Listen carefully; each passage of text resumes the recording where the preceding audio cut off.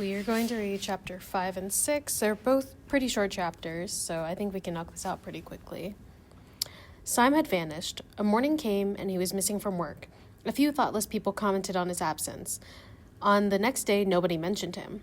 On the third day, Winston went into the vestibule of the records department to look at the notice board. One of the notices carried a printed list of members of the chess committee, of whom Syme has been one.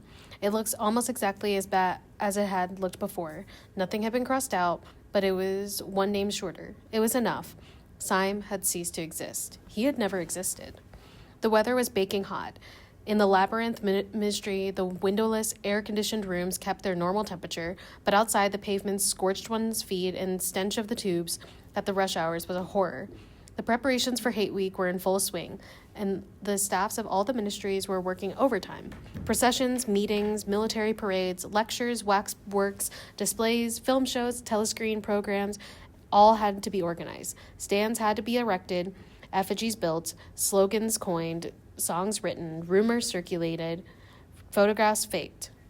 Julia's unit in the fiction department had taken off the production of novels and was rushing out a series of atrocity pamphlets. Winston, in addition to his regular work, spent long periods every day in going through back files at the Times and altering and embellishing news items which were to be quoted in speeches. Late at night, when crowds of rowdy proles roamed the streets, the town had a curiosity febrile air. The rocket bombs crashed oftener than ever, and sometimes in the far distance there were enormous explosions which no one could explain and about which there were wild rumors. So I have a theory. It's just a theory. A film theory.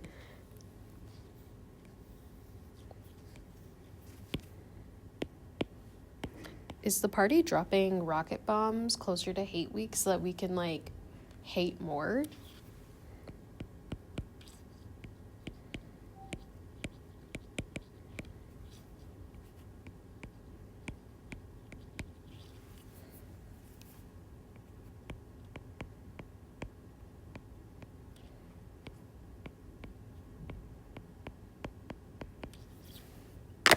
Okay, it's just a theory, a film theory. The new tune, which was to be the theme song of Hate Week, the Hate Song it was called, had already been composed and was being endlessly plugged on the telescreens. It had a savage, barking rhythm which could not exactly be called music, but resembled the beating of a drum. Roared out by hundreds of voices to the tramp of marching feet, it was terrifying. The proles had taken fancy to it, and in the midnight streets it completed with the still popular "It Was Only a Hopeless Fancy." The parson's children played it at all hours of the night and day, unbearably, on a comb and a piece of toilet paper. Winston's evenings were fuller than ever. Squads of volunteers, organized by parsons, were preparing the street for Hate Week, stitching banners, painting posters, erecting flagstaffs on roofs, and perilously slinging wires across the street for the reception of streamers. Parsons had boasted that the Victory Mansions alone would display 400 meters of bunting. He was in his native element and as happy as a lark. The heat and the manual work had given him a pretext for reverting to shorts and an open shirt in the evenings.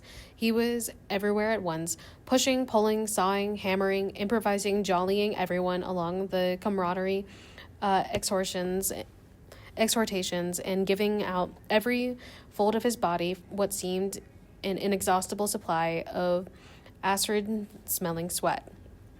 A new poster suddenly appeared all over London. It had no caption and represented simply the monstrous figure of a Eurasian soldier, 3 or 4 meters high, striding forward with expressionless Mongolian face and enormous boots. A submachine gun pointed from his hip. From whatever angle you looked at the poster, the muzzle of the gun, magnified by the foreshortening, seemed to be pointed straight at you. The thing had been plastered on every blank space on every wall, even outnumbering the portraits of Big Brother. The proles, normally apathetic about the war, were being lashed into one of their periodical frenzies of patriotism. As though to harmonize with the general mood, the rocket bombs had been killing larger numbers of people than usual.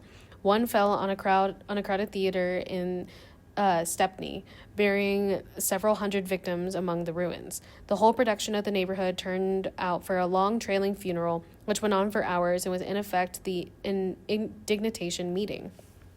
Another bomb fell on a piece of waste ground, which was used as a playground, and several dozen children were blown to pieces. There were further angry demonstrations. Goldstein was burned in effigy. Hundreds of copies of the poster of the Eurasian soldier were torn down and added to the flames, and a number of shops were looted in the turmoil. Then a rumor flew around that the spies were directing the rocket bombs by means of wireless waves, and an old couple who were suspected of being foreign extraction had their house set on fire and perished of suffocation. Honestly, might not be a theory. I think I was kind of on the money with this. That the party is 100% doing this.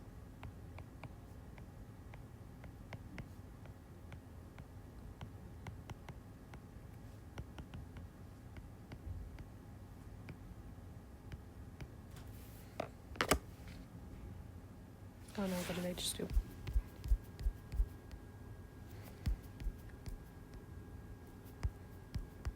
One second. Where are we?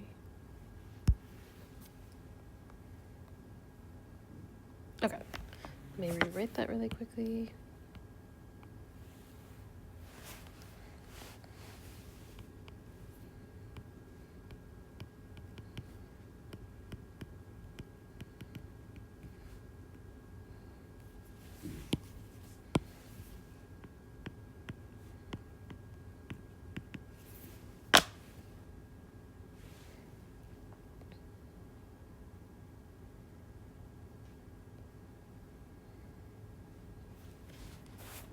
In the room over Mr. Charrington's shop, when they could get there, Julie and Winston lay side by side on a striped bed under an open window, naked for the sake of coolness.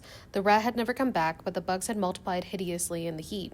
It did not seem to matter. Dirty or clean, the room was paradise. As soon as they arrived, they would sprinkle everything with pepper bought on the black market, tear off their clothes, and make love with sweating bodies, then fall asleep and wake up to find that the bugs had rallied and were massing for the counterattack. 4, 5, 6, 7 times they met during the month of June. Winston had dropped his habit of drinking gin at all hours. He seemed to have lost the need for it. He had grown fatter. His varicose ulcer had subsided, leaving only a brown stain on the skin above his ankle. His fits of coughing in the early morning had stopped. The process of life ceased to be intolerable. He had no longer any impulse to make faces at the telescreen or shout curses at the top of his voice. Now that they had a secure hiding place, almost a home, it didn't even seem a hardship that they could only meet infrequently for a couple hours at a time. What mattered was the room over the junk shop should exist. To know that it was there, inviolate, was almost the same as being in it. The room was a world, a pocket of the past where extinct animals could walk. Mr. Charrington thought Winston was another extinct animal. He usually stopped to talk with Mr. Charrington for a few minutes on his way upstairs. The old man seemed seldom or never to go out of doors, and on the other hand had to have almost no customers. He led a ghost-like existence between the tiny dark shop and an even tinier back kitchen where he prepared his meals, and which contained, among other things, an unbelievably ancient gamophone with an enormous horn. He seemed glad of the opportunity to talk, wandering about among his worthless stock with his long nose and thick spectacles, and his bowed shoulders in a velvet jacket. He had always vaguely the air of being a collector rather than a tradesman. With a sort of faded enthusiasm, he would finger this scrap of rubbish or that, a china pot stopper, a painted lid of a broken snuff box, a pinchbeck locket containing a strand of some long-dead baby's hair, never asking that Winston should buy it, merely that he should admire it. To talk to him was like listening to the tinkling of a worn-out musical box. He had dragged out from the corners of his memory some more fragments of forgotten rhymes. There was one about 4 and 20 blackbirds and another about a cow with a crumpled horn, and another about the death of poor Cock Robin. It occurred to me you might be interested, he would say with a deprecating little laugh whenever he produced a new fragment. But he could never recall more than a few lines of any one rhyme. Both of them knew, in any way, it was never out of their minds that what was now happening could not last long. There were times when the fact of impending death seemed as palpable as the bed they lay on, and they would cling together with a sort of despairing sensuality, like a damned soul grasping at his last morsel of pleasure when the clock is within 5 minutes of striking. But there were also times when they had the illusion not only of safety, but of permanence. So long as they were actually in this room, they both felt no harm could come to them. Getting there was difficult and dangerous, but the room itself was a sanctuary. It was as when Winston had gazed into the heart of the paperweight with the feeling that it would be possible to get inside that glassy world, and that once inside it, time could be arrested. Often they gave themselves up to daydreams of escape. Their luck would hold indefinitely. They would carry on their intrigue just like this, and for the remainder of their natural lives. Or Catherine would die, and by subtle maneuverings, Winston and Julia would succeed in getting married. Or they would commit suicide together. Or they would disappear, alter themselves out of recognition, learn to speak with proletarian accents, get jobs in a factory, and live out their lives undetected in a back street. It was all nonsense, as they both knew. In reality, there was no escape. Even the one plan that was practical, suicide, they had no intention of carrying out. To hang on from day to day and from week to week, spinning out a present that had no future, seemed an unconquerable instinct, just as one's lungs will always draw the next breath so long as there is air available. Sometimes, too, they talked of engaging in active rebellion against the party, but with no notion of how to take the first step. Even if the fabulous brotherhood was a reality, there still remained the difficulty of finding one's way into it. He told her of the strange intimacy that existed, or seemed to exist, between himself and O'Brien, and of impulse he sometimes felt, simply to walk into O'Brien's presence, announce that he was the enemy of the party, and demand his help. Curiously enough, this did not strike her as an impossibly rash thing to do. She was used to judging people by their faces, and it seemed natural to her that Winston should believe O'Brien to be trustworthy on the strength of a single flash of the eyes. Moreover, she took it for granted that everyone, or nearly everyone, secretly hated the party and would break the rules if he thought it was safe to do so. But she refused to believe that the widespread organized opposition existed or could exist. The tales of Goldstein and his underground army, she said, were simply a lot of rubbish which the party had invented for its own purposes, and which you had to pretend to believe in.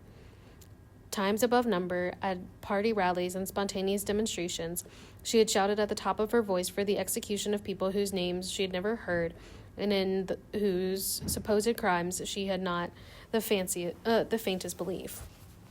When the public trials were happening, she had taken her place in the detachments from the Youth League who surrounded the courts from morning till night, chanting at intervals, "Death to traitors."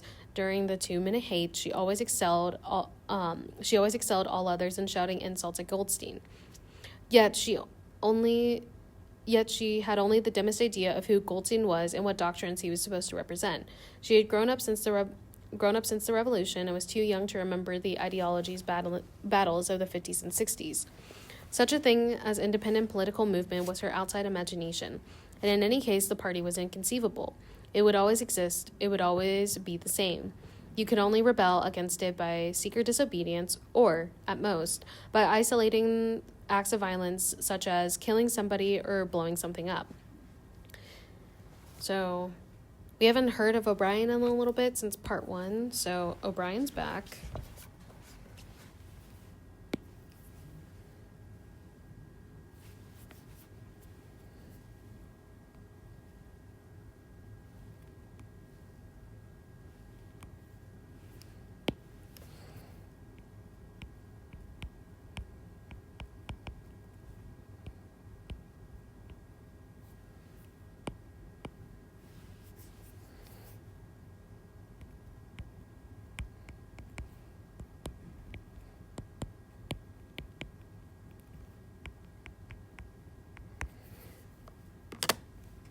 So that whole paragraph is just kind of talking about the Brotherhood, whether it exists, whether O'Brien is a part of it, and the fact that Julia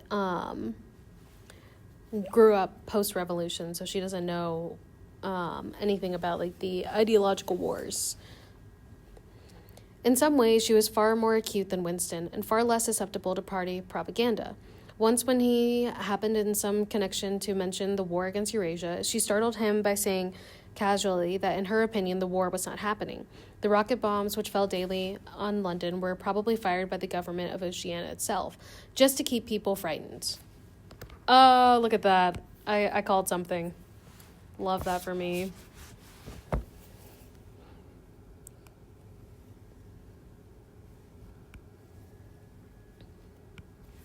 This was an idea that had literally never occurred to him.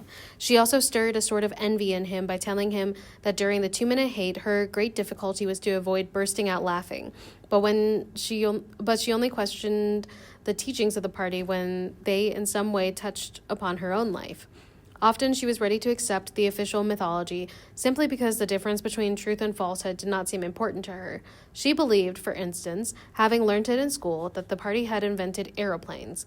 In his own school days, Winston remembered, in the late 50s, it was only the helicopter that the party claimed to have invented.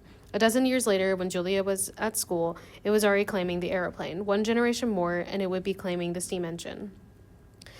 And when he told her that aeroplanes had been in existence before he was born and long before the revolution, the fact struck her as totally uninteresting. After all, what did it matter who had invented the aeroplanes? It was rather more of a shock to him when he discovered from some chance remark that she did not remember that Oceania, 4 years ago, had been at war with East Asia and at peace with Eurasia.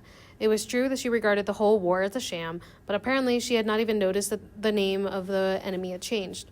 I thought we had always been at war with Eurasia, she said vaguely. It frightened him a little. The invention of the airplanes dated long before her birth, but the switchover in the war had happened only 4 years ago, after she had grown up. He argued with her about it for perhaps a quarter of an hour. In the end, he succeeded in forcing her memory back until she dimly recalled that at one time East Asia and not Eurasia had been the enemy. But the issue still struck her as unimportant. Who cares? She said impatiently. It's always one bloody war after another, and one knows the news is all lies anyways. We're just going to highlight this, and you can use this for your essay to connect. Because, low-key, high-key, we have been in a war, we've been in perpetual war. There's maybe been, small little pockets that the United States has not been in a war since World War II. Just, a fun little fact. Sometimes he talked to her about the records department and the impudent forgeries that he committed there. Such things did not appear to horrify her. She did not feel the abyss opening beneath her feet at the thought of lies becoming truths. He told her the story of Jones, Aronson, and Rutherford, and the momentous slip of paper which he had once held between his fingers. It did not make much impression on her. At first, indeed, she failed to grasp the point of the story. Were they friends of yours? She said. No, I never knew them. They were inner party members. Besides, they were far older men than I was. They belonged to the old days, before the revolution. I barely knew them by sight. Then what was there to worry about? People are being killed off all the time, aren't they? He tried to make her understand. This was an exceptional case. It wasn't just a question of somebody being killed. Do you realize that the past, starting from yesterday, has been actually abolished? If it survives anywhere, it's in a few solid objects with no words attached to them, like the lump of glass there. Already we know almost literally nothing about the revolution and the years before the revolution. Every record has been destroyed or falsified. Every book has been rewritten. Every picture has been repainted. Every statue and street and building have been renamed. Every date has been altered. And that process is continuing day by day, minute by minute. History has stopped. Nothing exists except an endless present in which the party is always right. I know, of course, that the past is falsified, but it would never be possible for me to prove it, even when I did the falsification myself. After the thing is done, no evidence ever remains. The only evidence is inside my own mind, and I don't know with any certainty that any other human beings share my memories. Just in that one instance in my whole life I did actually possess concrete evidence after the event, years after it. And what good was that? It was no good, because I threw it away a few minutes later. But if the same thing happened today, I should keep it. Well, I wouldn't, said Julia. I'm quite already taking risks, but only for something worthwhile, not for bits of old newspaper. What could you have done with it even if you had kept it? Not much, perhaps, but it was evidence. It might have planted a few doubts here and there, supposing that I dare to show it to anybody. I don't imagine that we can alter anything in our own lifetime. But no one can imagine little knots of resistance springing up here and there, small groups of people banding themselves together and gradually growing, and even leaving a few records behind, so that the next generations can carry on where they leave it off. I'm not interested in the next generation, dear. I'm interested in us. You're only a rebel from the waist downwards, he told her. She thought this was brilliantly witty and flung her arms around him in delight. In the ramifications of party doctrine, she had not the faintest interest.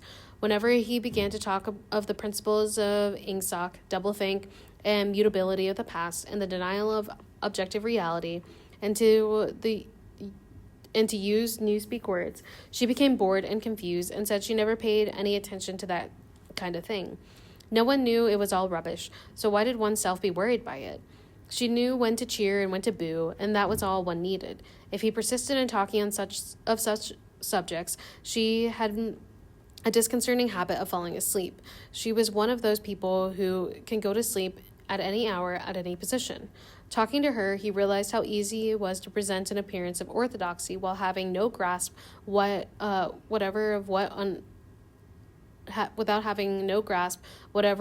orthodoxy meant. In a way, the worldview of the party imposed itself most successfully on people incapable of understanding it. They could be made to accept the most flagrant violations of reality because they never fully grasped the enormity of what is demanded of them, and were not sufficiently interested in public events to notice what was happening. But by lack of understanding, they remained sane.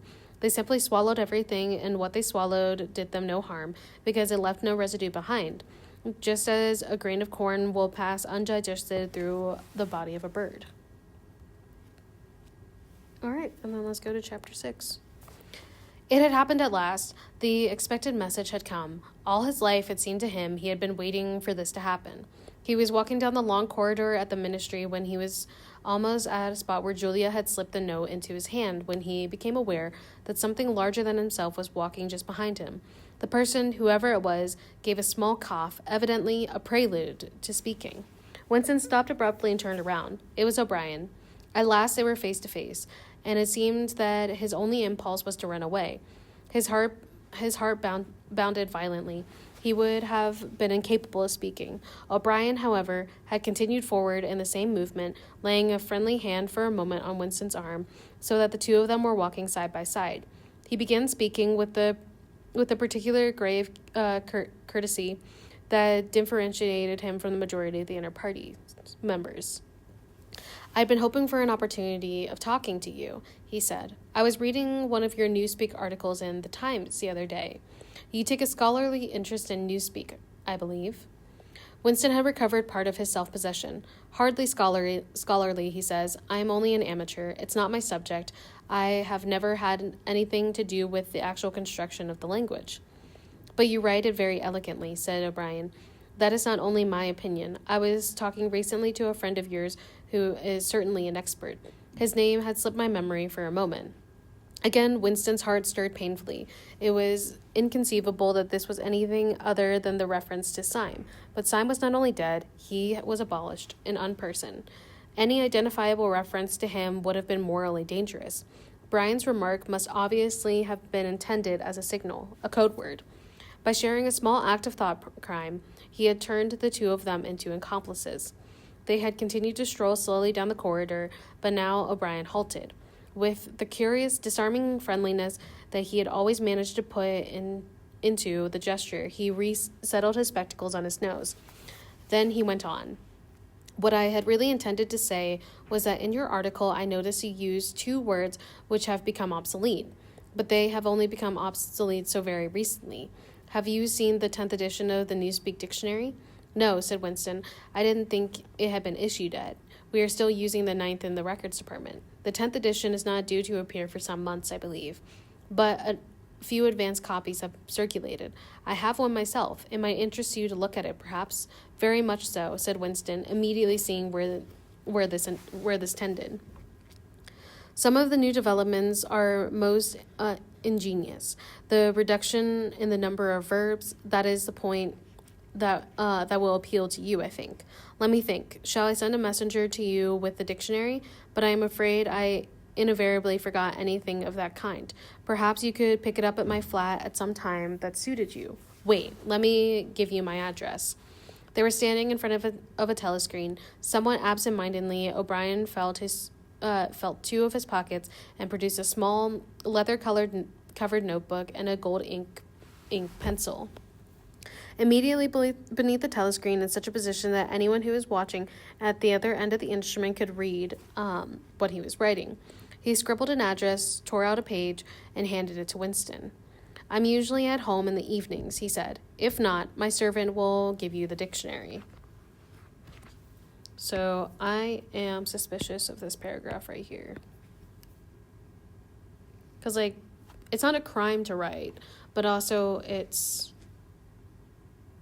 curious.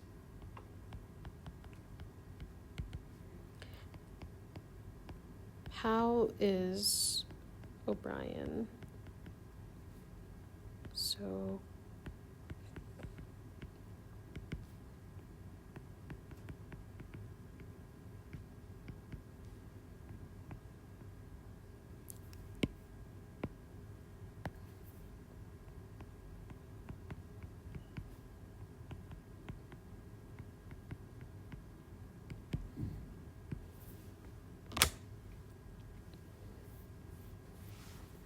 he was gone, leaving Winston holding the scrap of paper, which this time there was no need to conceal.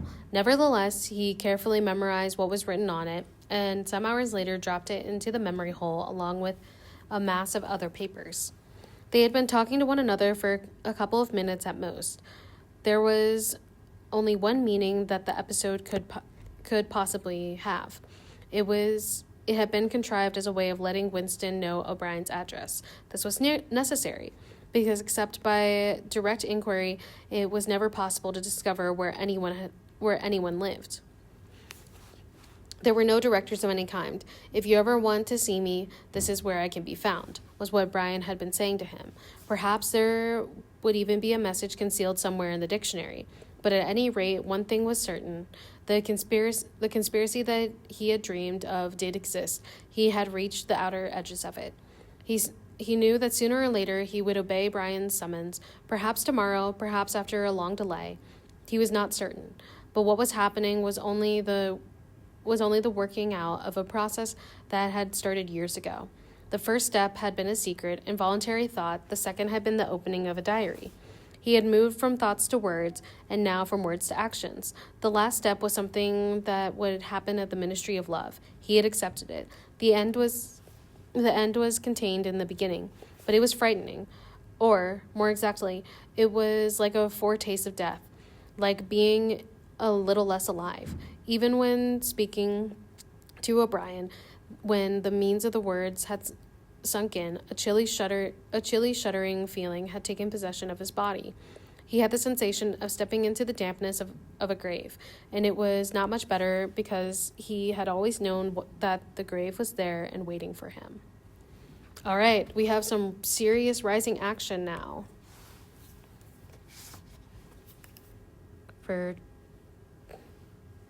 This is for chapters 5 and 6. I would say 5 and 6 are right here. And we got chapters 7, 8, 9, and I think 10 for part 2. But what we learned, let's have 6 and 5. So chapter 5, we see Syme is gone. Julia doesn't care about the truth.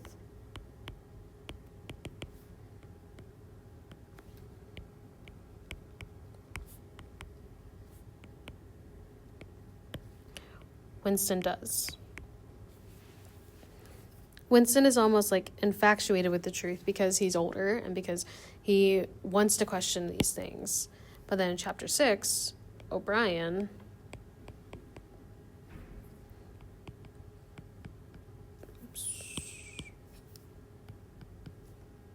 talks to Winston.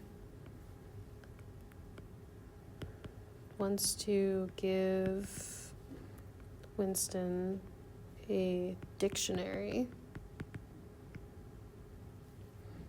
because apparently O'Brien had talked to Syme.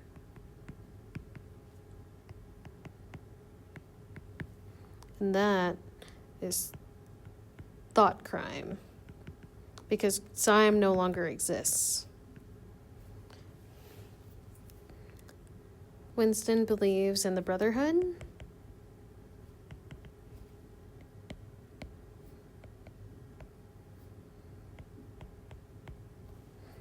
And believes that O'Brien is trying to induct him.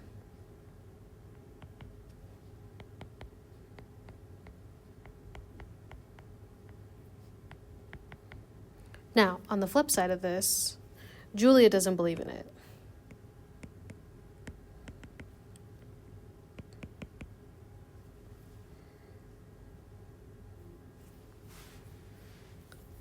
But understands where Winston is coming from.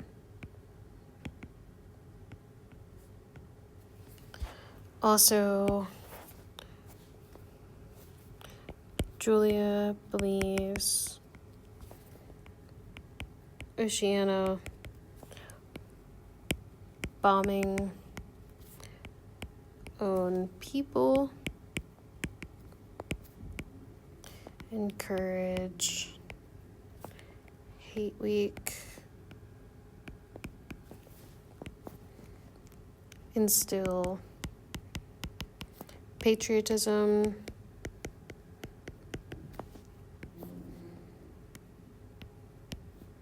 war is constant.